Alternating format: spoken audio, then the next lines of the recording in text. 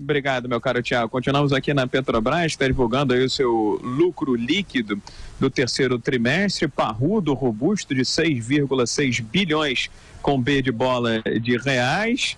Ainda estamos aqui na apresentação dos números por parte de toda a diretoria e também do presidente CEO da empresa, Ivan Monteiro. Meu caro Thiago, a gente vê uma melhora na performance aí da Petrobras. Para que você tenha uma ideia, de janeiro a setembro deste ano, o lucro passa de lucro acumulado, né, de mais de 23 bilhões de reais, um salto de mais de 3 vezes em relação ao mesmo período do ano passado. E alguém vai perguntar por que deu esse salto.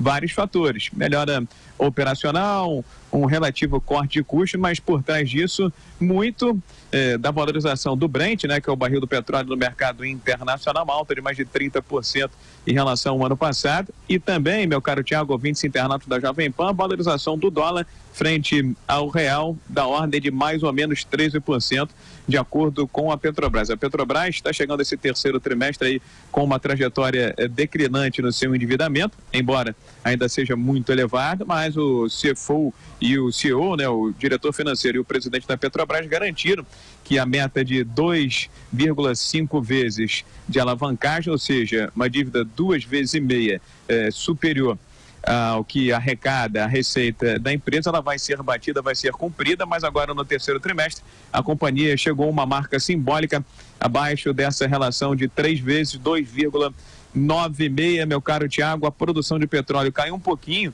nesse período de janeiro a setembro em relação ao igual período do ano passado, 6%, mas o objetivo, segundo a diretora de produção e exploração, Solange Guedes, vai ser atingido nesse terceiro trimestre. Houve paradas em algumas unidades, algumas saíram de atividade e também houve questões envolvendo desinvestimento, venda de participações, o que acaba, de certa forma, afetando a produção da estatal brasileira de petróleo, que no terceiro trimestre teve um lucro de 6,6 bilhões de reais e vai pagar dividendos aos seus acionistas, meu caro Thiago.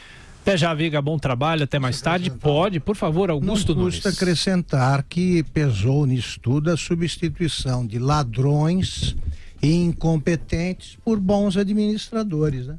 Simples assim. Mais difícil do que fazer a Petrobras dar lucro é destruir a Petrobras, como conseguiu o governo do PT em aliança com o PMDB e PP. E eu continuo aguardando, sentado, porque de pé cansa, quais foram os funcionários da Petrobras, além daqueles tão poucos conhecidos nas ações penais, que foram acionados ou aberto inquérito ou demitidos desde a época do senhor Pedro Parente. Exato. É impossível, eu estou falando para os senhores da Petrobras, que aquela máquina da corrupção, a maior da história do Brasil, que teve como mãe a Petrobras, que foi a mãe do Petrolão, somente estejam envolvidos alguns presidentes, diretores e gerentes. Será que só o único gerente corrupto era o Pedro Barusco, por exemplo? Só ele? E quem autorizou aqueles pagamentos?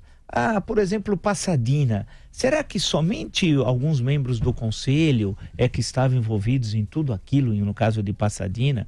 O que é Passadina? Só relembrando, é a refinaria no Texas, que enferrujada, daí que ela era chamada de Ruivinha, né, dentro da Petrobras. O valor de mercado era de cerca de 45 milhões de dólares, valor real, pagaram 1 bi no total, somando tudo, porque teve uma série de alterações contratuais e tal. Então a pergunta que fica é o seguinte, e o resto? E as diretorias, será que o PT foi banido da Petrobras? Será que não tem direções petistas nomeadas para subsidiárias da Petrobras que permaneceram até lá?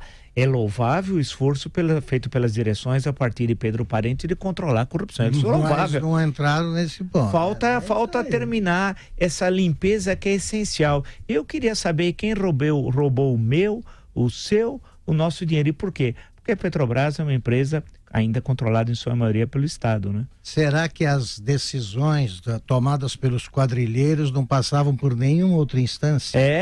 Será que um tesoureiro, uma função de liberação de recursos não falava, eu acho esse valor estranho da Ruivinha, hein?